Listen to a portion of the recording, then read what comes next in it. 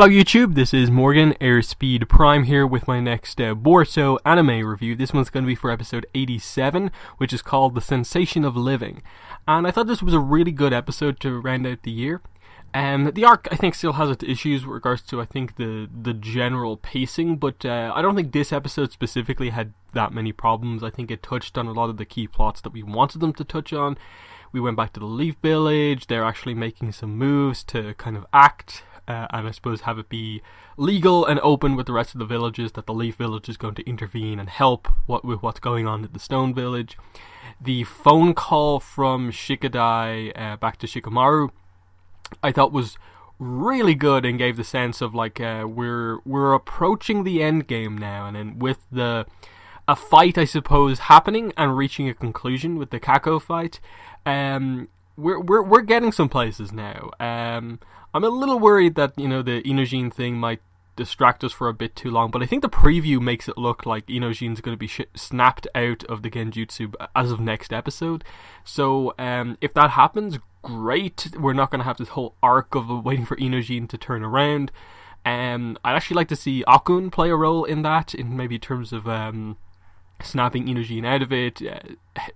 Standing up to help Inojin, that would be an interesting one to see, that even the kind of more generic fabrications can actually kind of have a will of their own, so that would be nice to see. But yeah, the Kako fight, let's cover that for a bit. Actually a really, really good fight. They gave it a lot of time, a lot of sequences, a little bit of Boruto versus Kako on his own, and then Chocho and Sarada being introduced into the fight.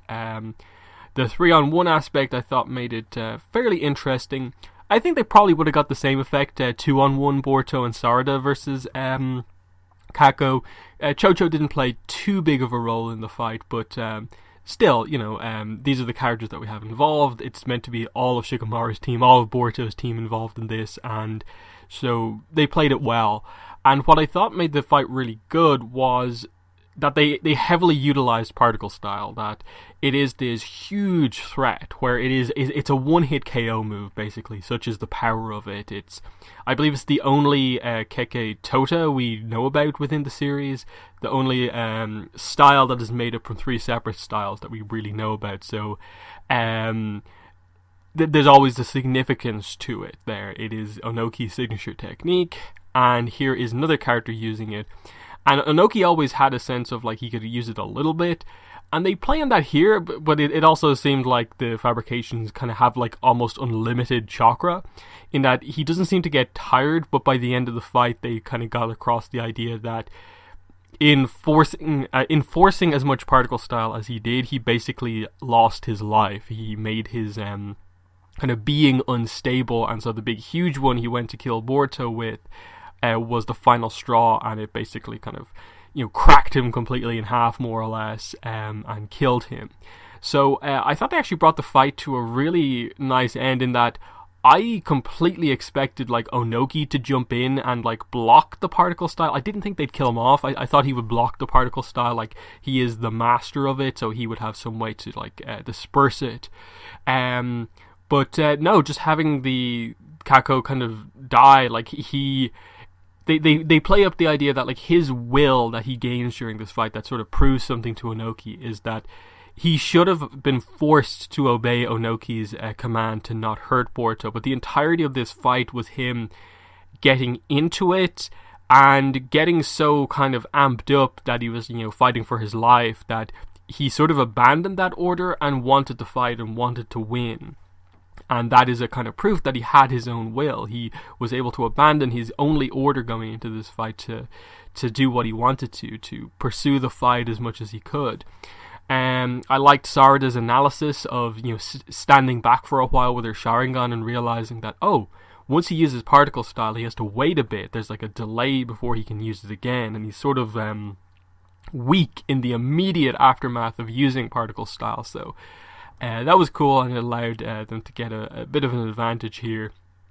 So they're definitely presenting the idea that all of these fabrications are really powerful, that like one of our kind of Genin characters isn't quite powerful enough to take out any of these guys. Maybe Sekie may be slightly different because he's younger, but we still have to wait and see there. The fight was nicely done. I'm interested to see where they go with the whole Onoki thing. He's now, after the talk with Boruto from last week's episode as well as this episode, he's now having all of these doubts about exactly, I suppose, what the fabrications are. He was completely willing to sacrifice them for the youth of his own nation. Now he sort of realizes he's created these people, and the Kako example right in front of him was a clear-cut example of that. So that's going to be an interesting one, because that's the point that was made with their sort of final meeting. That's like Onoki and Boruto are sort of enemies again, but Boruto's point is becoming much more and more truthful, and Onoki kind of has to see that.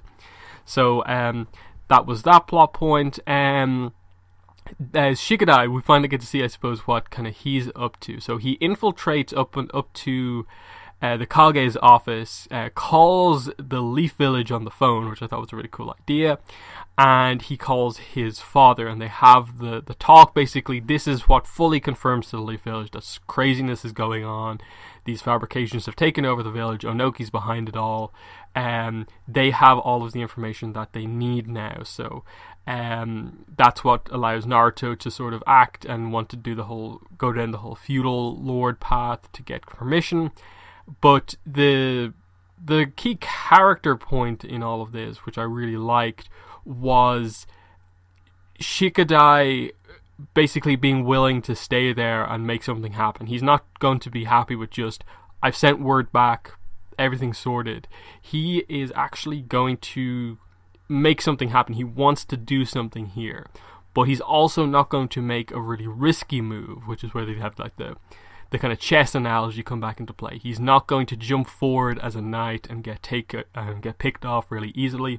He's going to wait and I suppose act when he absolutely needs to, but he seems very set on doing something.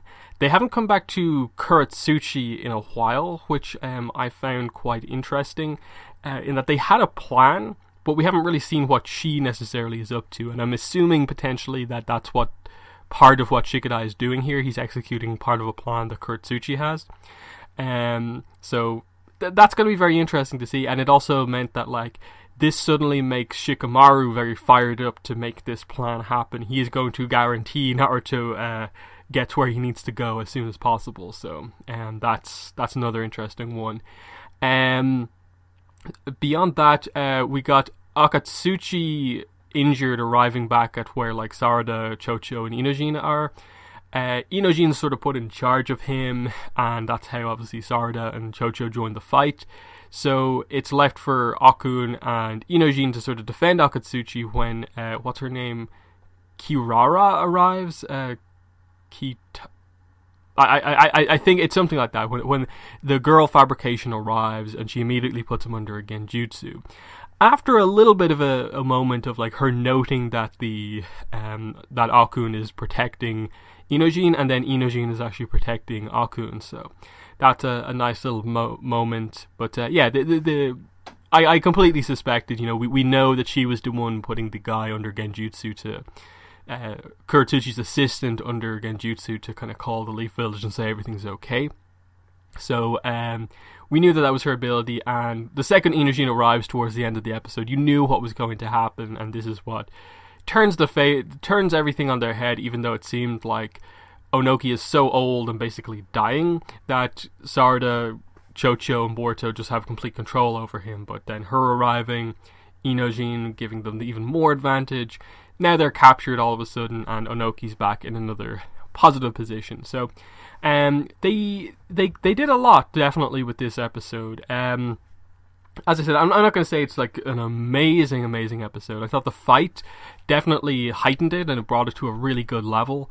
And it feels like we're finally sort of entering the end game. We've had a character be killed in a fight. It feels like maybe next week we're maybe going to get another big fight with one of these fabrications. I think that's the name of the episode. So we'll see if they maybe decide to finish off him.